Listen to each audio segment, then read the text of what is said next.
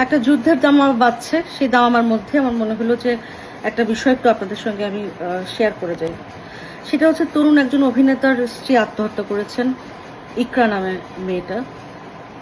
তো ইতিমধ্যেই আমরা তাদের ব্যক্তিগত জীবন নিয়ে যার যেমন ইচ্ছা, আমাদের প্রধানতম বিনোদন হচ্ছে অন্যের ব্যক্তিগত জীবন নিয়ে টানাটানি করা।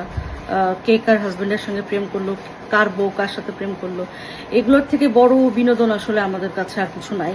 সো সেটা আমরা করে যাচ্ছি, ইনশাল্লাহ আমরা করেও যাব।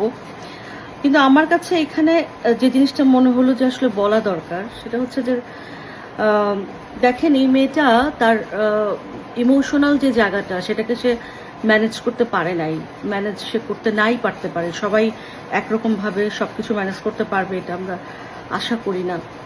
এবং তার ভেতরে বেদনা ব্যথা ছিল, সে কারণে সে শেষ পর্যন্ত জিনিসটাকে ম্যানেজ করতে পারে নাই, সে এই আত্মহননের পথ বেছে নেয়। কিন্তু আমার কাছে যেটা লক্ষণীয় মনে হচ্ছে, আমরা কি আসলে মেয়েদের পাশে সত্যিকার অর্থে দাঁড়াই? প্রত্যেকটা ফ্যামিলির কি আসলে উচিত না যে প্রত্যেকটা মেয়ের যখন বিয়ে হবে বা মেয়ে যখন অন্য কোথাও চলে যাবে বিয়ে করে, তখন তাকে অন্তত এই বিষয়টা দেওয়া, এই ভাবনাটা মাথায় ঢোকায় দেওয়া যে তুমি যেখানেই যাও, যাই করো, এই ঘর, তোমার বাবা মার ঘর, বাবা মার আশ্রয় কোনো দিন তোমার জন্য নষ্ট হবে না। এই কথা কি আমরা আসলে কখনো বলি? মানে মেয়েরা আসলে কেন এইরকম পথ বেছে নেয়? একটা তো নিশ্চয়ই সে তার ইমোশন ম্যানেজমেন্ট করতে পারে নাই, সেটা তো বাদ দিলাম। কিন্তু যে আরেকটা বিষয় আছে যে ধরেন তার হাজবেন্ড কারোর সঙ্গে একটা এক্সট্রা ম্যারিটাল অ্যাফেয়ার্সে আছে, এই জন্য কিন্তু তাকে আমার ধারণা অনেক জায়গায় কথা শুনতে হয় যে তোমার স্বামী তো এই করে, তুমি সামলাতে পারো না।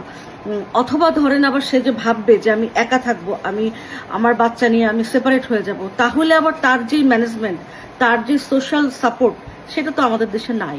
ফলে মেয়েরা অনেক সময় এই ধরনের এই পথের আগে আমার মনে হয় ইভানার ঘটনা মনে আসছে আমার।